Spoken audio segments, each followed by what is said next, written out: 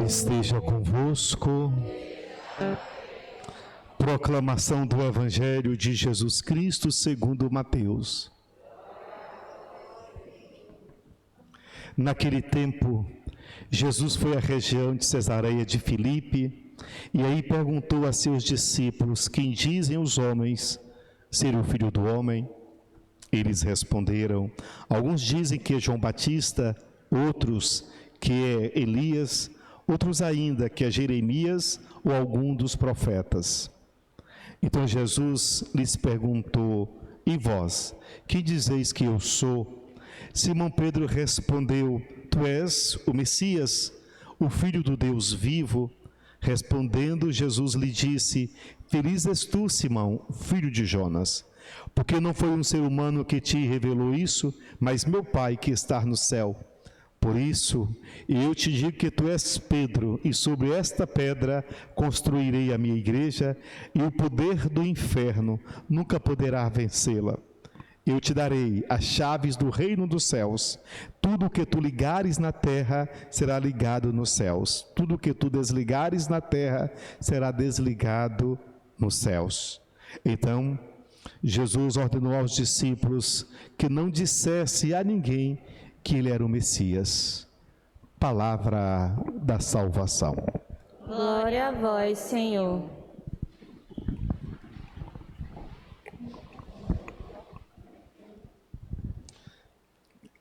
Eu costumo falar que nós nos encontramos aqui para rezar.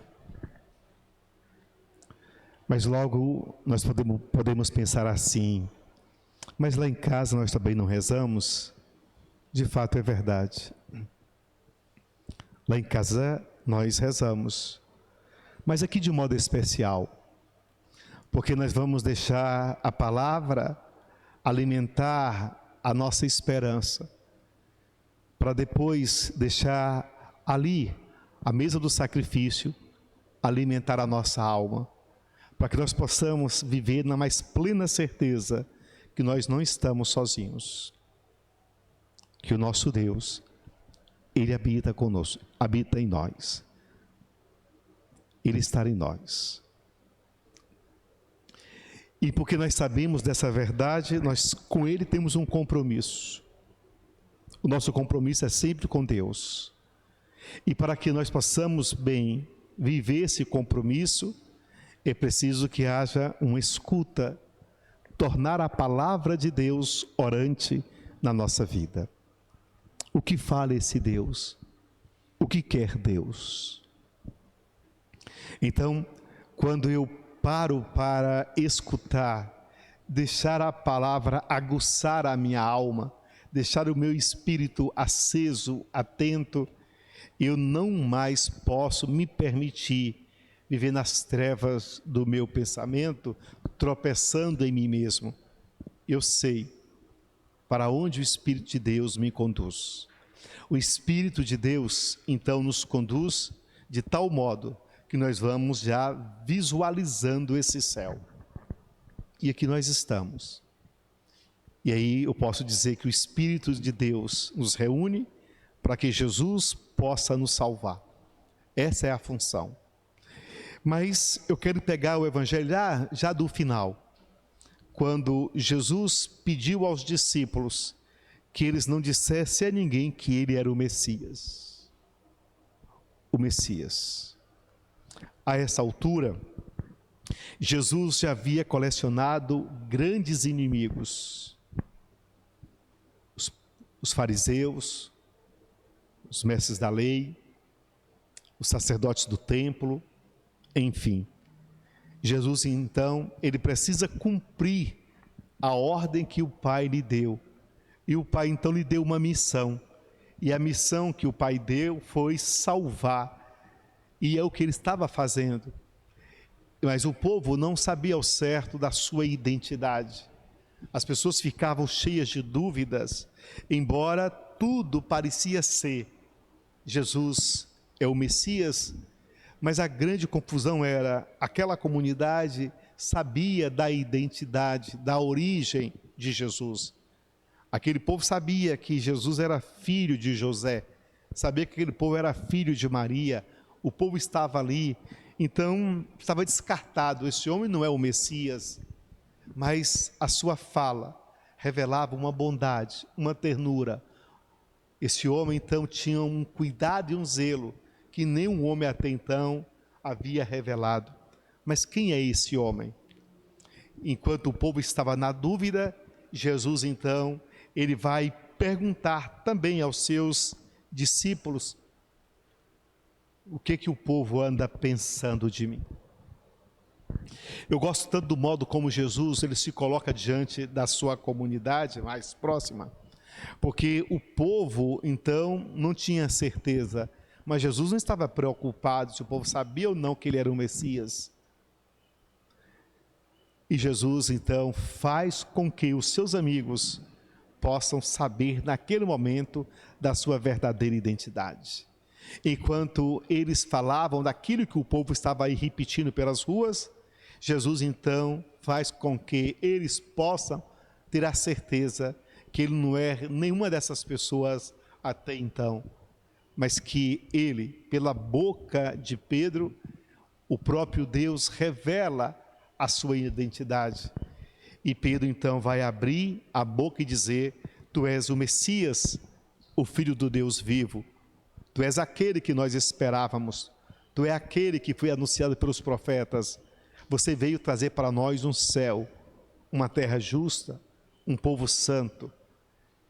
E quando Jesus escutou, e é Jesus que vai dizer: tu és, feliz és tu, Simão, filho de Jonas, porque não foi um ser humano que te revelou isso, mas meu Pai que está no céu. O coração de Pedro estava aberto para acolher. O coração de Pedro estava aberto, mesmo porque naquele encontro de Pedro com Jesus, naquele primeiro encontro, e quando Jesus então dá uma identidade a Pedro, Pedro ficou tão feliz, pois ele vivia louco para encontrar-se com o Messias, e quando ele se deparou com Jesus, ele então sabia que aquele que ele procurava já lhe conhecia.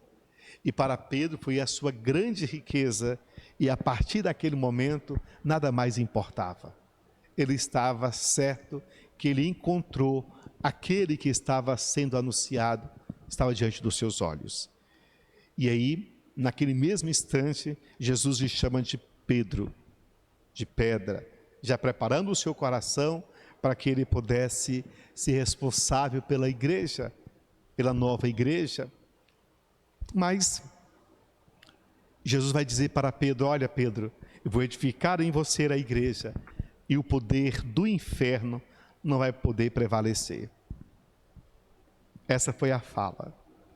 E Pedro então escuta sem nada compreender.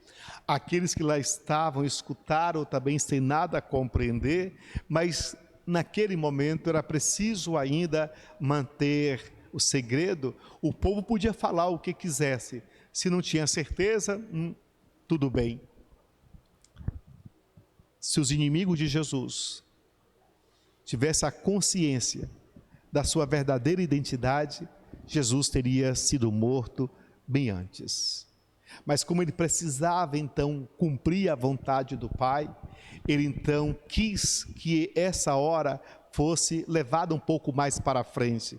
Jesus, ele precisava tornar a sua identidade conhecida para todos os homens, porque a festa da Páscoa estava próxima, e na festa da Páscoa muitos homens iam estar em Jerusalém para celebrar a Páscoa, e era ali que Jesus queria que a sua identidade fosse revelada, para que ao voltar para as suas casas, para as suas cidades, os homens pudessem falar do que viram, falar do acontecido, porque eles iam ver o grande espetáculo da cruz, e ali na cruz eles iam saber que não havia um homem simplesmente, mas Deus mesmo, feito homem, pregado numa cruz, e esse Deus então falou ao coração dos homens, para que não houvesse mais injustiça, para que não houvesse mais dor, para que não houvesse mais mentira, para que não houvesse mais fome, para que não houvesse mais tantas pessoas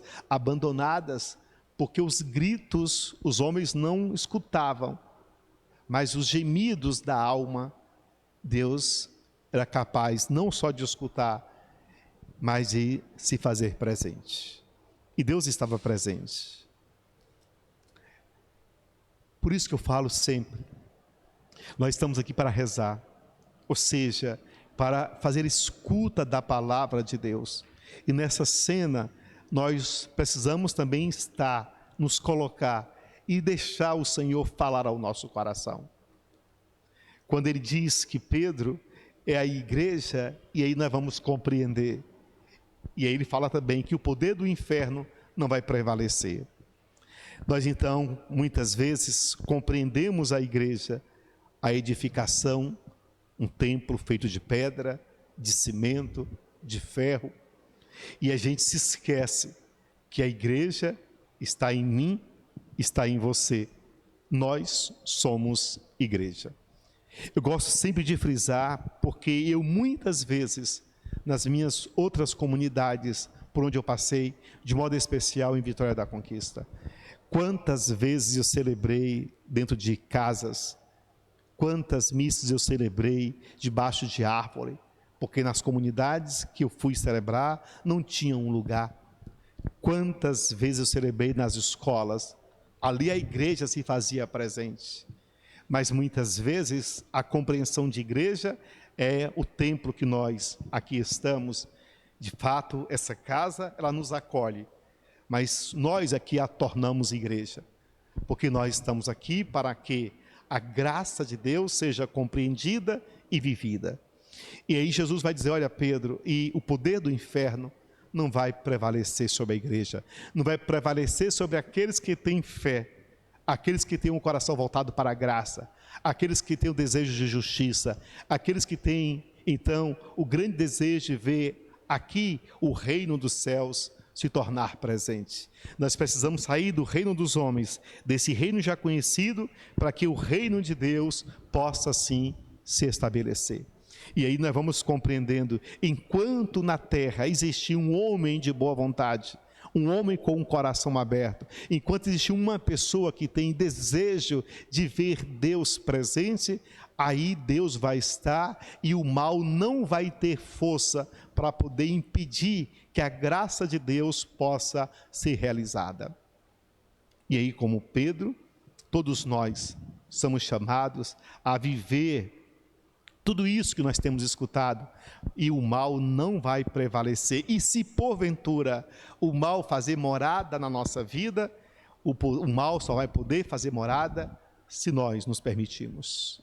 Se eu não me permitir deixar a desgraça fazer parte da minha vida, ela não vai fazer morada. Mas se eu me permitir, nós vamos vendo a destruição, porque quando Deus, ele manda o seu Filho, quando os profetas anunciavam o Messias, é porque o povo já não estava mais suportando tanta dor, tanto cansaço, e Deus de um modo e de outro ia trocando os seus reis, ia colocando homens à frente do seu reino, mas nem sempre ele conseguia, até chegou o momento que Deus não quis mandar nenhum profeta, ele mesmo veio, e esse Deus veio fazer morada. E aí eu posso fazer essa distinção do Messias e o Cristo. São as mesmas pessoas, nós precisamos compreender agora. Para os judeus, o Messias era um tempo, é um tempo de fartura, é um tempo de glória. O Messias para os judeus era um tempo de graça, era um tempo de bonância, era um tempo onde as pessoas pudessem experimentar a paz. Mas essa paz, os homens não experimentaram. O tempo passava, os homens faziam festa, então, mas os profetas anunciaram, e esse tempo anunciado, o modo como então os profetas falaram desse Messias, aqueles que estavam bem mais de perto, puderam ver em Jesus tudo aquilo que foi anunciado pelos profetas. Então logo eles compreenderam, o Messias não é um tempo, o Messias não é um acontecimento, o Messias é uma pessoa. E esse Messias então está aqui, ele é filho de Deus. Ele veio para nos libertar, ele veio para nos salvar. Mas o Messias, quando falou para Pedro que ele iria morrer, Pedro não compreendeu, pois na cabeça de Pedro o Messias iria permanecer para sempre. Essa era a sua compreensão. Então, nós hoje já não mais esperamos o Messias, pois ele já veio. E aí vem a segunda parte, quando eu falava do Cristo. Então, Jesus Cristo, o Messias, pois agora habita em nós o Cristo. Aquele Messias anunciado, o libertador, se fez presente em corpo e alma. Agora esse Messias se faz presente em espírito em nós, pois o corpo dele é o nosso. Nós aqui caminhamos, nós aqui andamos, nós que vamos onde ele vai nos orientando, e nós vamos fazendo e vivendo aquilo que o coração se permite escutar. E aí eu gosto de compreender, por isso que eu falo que precisamos aqui saber que estamos para rezar, para escutar Deus. E é nessa escuta que essa palavra vai modelando a nossa vida, vai transformando a nossa vida, vai mudando o nosso olhar, vai mudando a nossa consciência, vai mudando o nosso comportamento. Então, se Jesus diz para Pedro que o poder do inferno não vai prevalecer sobre a comunidade, pois em Pedro, ou seja, naqueles que aderiram ao amor, naqueles que vivem o projeto de Deus, aqueles que se tornaram cristãos, esses vão então acolher as pessoas. Acolher, vai amar, vai respeitar, vai lutar para que a justiça possa acontecer, para que a vida possa florescer, para que o reino de Deus possa em nós cristãos de fato ser experimentada, e aqueles que vão chegando possam de fato experimentar o céu anunciado, porque senão tudo é uma fantasia. Tudo não passa de um anúncio, e esse anúncio nunca é experimentado. Então nós criamos uma fantasia, mas se de fato isso acontece, então vamos esperar, quem sabe lá no céu, vamos viver o que escutamos na palavra. É uma questão de escuta, de compreensão. O céu se faz presente aqui. E aí Jesus vai falar para Pedro: olha, Pedro, tudo que tu ligares na terra, Pedro, será ligado nos céus.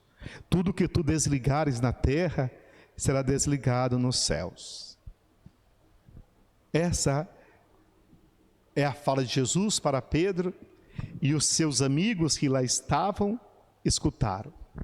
Essa é a fala para Pedro, e Pedro bem escutou, e essa fala para nós. E nós mais uma vez escutamos. Mas se a fala é só para Pedro, então eu não tenho nenhum compromisso.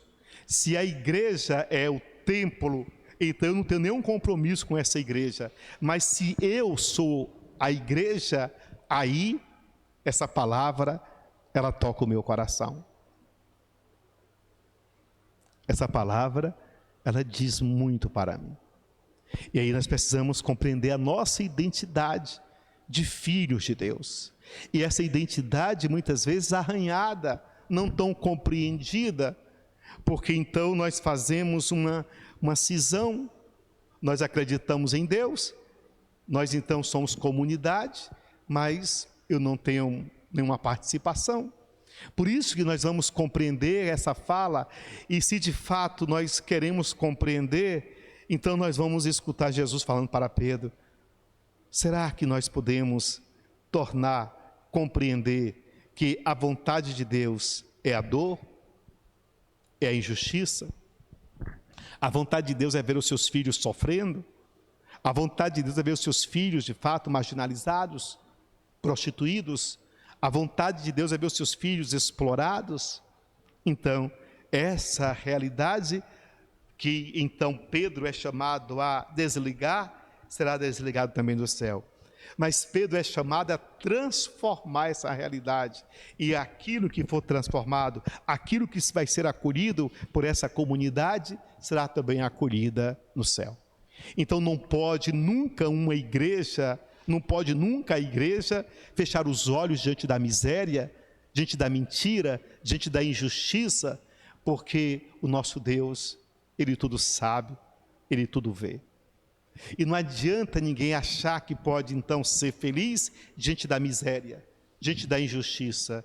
Isso é uma loucura, mas se essa realidade satisfaz o meu coração, se essa realidade então não toca a minha alma diretamente, então o que essa realidade me incomoda? Então ela não me diz nada. E quantas pessoas são indiferentes, porque a realidade não toca o seu corpo, não toca a sua casa. É essa a compreensão de igreja que nós precisamos então ter. Mas nós podemos ter uma outra fala, e é tão comum entre nós. Eu tenho muita fé, mas eu não preciso de igreja. Eu tenho muita fé, mas eu não preciso de comunidade. Claro, é tudo a partir do achismo. Quem conduz esse pensamento? Por isso, se nós de fato somos cristãos, então eu não vivo a partir de um achismo. É preciso que haja um ponto de referência para que eu possa alimentar o meu pensamento, para que eu possa dar esperança ao meu pensamento. Então o nosso ponto de referência é o próprio Jesus. É Ele que diz para mim como é ser igreja. E para Jesus ser igreja é o que Ele fala para Pedro. O poder do inferno, Pedro, não vai prevalecer sobre as portas da minha igreja, sobre aqueles que têm fé, sobre aqueles que se abrem à gratuidade. E aí nós vamos vendo pessoas lá no início do século I sendo mortas, pessoas sendo presas, pessoas sendo mutiladas, mas quando uma igreja ali estava sendo maltratada, outra igreja se abria à esperança, outra pessoa se abria à graça. Quando se viu uma igreja ali pendurada na cruz, ali via uma outra igreja rezando para que aquela pessoa que estava na cruz, aquela igreja que estava na cruz, não padecesse sozinha. E nós vamos vendo a igreja passando, enfrentando toda a história e chega aos nossos dias. Aos nossos dias. É essa a compreensão que nós precisamos ter. Então, de fato, é verdade. O mal só vai prevalecer na minha vida quando eu me tornar, de fato, aquele que nega o amor de Deus. É a negação da graça que me faz eu me misturar à miséria. É a negação do amor que me faz eu fechar os olhos para a realidade que está diante de mim. É a negação do amor que faz com que a miséria ela possa estar atrelada às minhas atitudes. E aí eu personifico. Então a maldade no mundo, ela tem a minha cara. A miséria no mundo tem a minha atitude. Mas eu posso dizer que a graça de Deus tem a minha cara. A bondade de Deus, nela está a minha atitude. Se eu faço, escuta, se eu de fato me abro à graça de Deus. Mas para compreender, é preciso que a nossa alma, ela queira estar orante. Ela precisa fazer essa experiência. O que Deus fala para mim? O que esse Deus fala para mim hoje? Domingo, saímos de casa, estamos aqui, e veio o Padre Fernando com essa fala, toda pelo avesso. Eu tenho uma mais plena certeza que vocês nunca ouviram nada igual. Não por vaidade que estou falando isso, é porque a gente está acostumado sempre a ouvir a mesma coisa. Sempre a mesma coisa. Por isso que eu falo para vocês, a palavra tem uma dinâmica tamanha. Ela nunca vai se esgotar. Então essa igreja que se faz presente em mim, o mal não vai prevalecer. E se prevalecer, foi porque eu me afastei da graça. Podemos pegar um exemplo. lá no Evangelho mesmo. Porque Judas, ele escutou isso aqui. Judas estava presente. Essa fala de Judas, essa fala de Jesus, também foi para Judas. O que Judas fez com Jesus? Lhe traiu. Então essa fala não era para ele, é só para Pedro, para todos os homens. Pedro é como referência. E o mal, então, entra no coração dele, por quê? Porque tinha que entrar. Será que nós vamos, no século 21, viver acreditando em determinismo? Viver acreditando em destino? Porque, infelizmente, tem muitas pessoas que acreditam. Tinha que ser assim? Era para ser assim? Não tinha que ser assim. Mas foi assim. E aí, para terminar, nós vamos só ouvir São Mateus falando à sua comunidade, contando para aquele povo o que ele escutava das pessoas, o que as pessoas então partilhavam. E São Mateus então diz: olha, aquele Messias nós já não esperamos mais, ele está presente. Agora não mais presente numa pessoa, mas presente em todos nós. E cada uma que agora é essa igreja que ele falou ao coração de Pedro. Então nós não vamos poder deixar que o mal prevaleça na nossa vida. O mal vem e passa, mas ele não vai poder fazer morada. No nosso coração, só Deus fará morada. Só Deus faz morada e ninguém mais. A graça nos basta. E a comunidade reunida, então ela escutava, ela meditava, porque essa comunidade reunida estava ali para enfrentar o mundo, e aquela comunidade reunida não estava vivendo num mundo de paz. A morte permanecia, a escravidão permanecia, a injustiça estava ali aflorada, e essas pessoas, em nome do amor, lutavam para que um dia esse reino de Deus, que experimentado meio a tanta injustiça, pudesse também ser experimentado no coração de tantos homens e mulheres.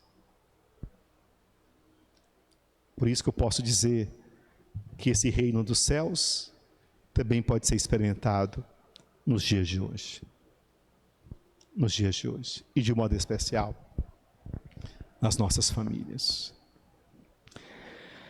Creio em Deus Pai,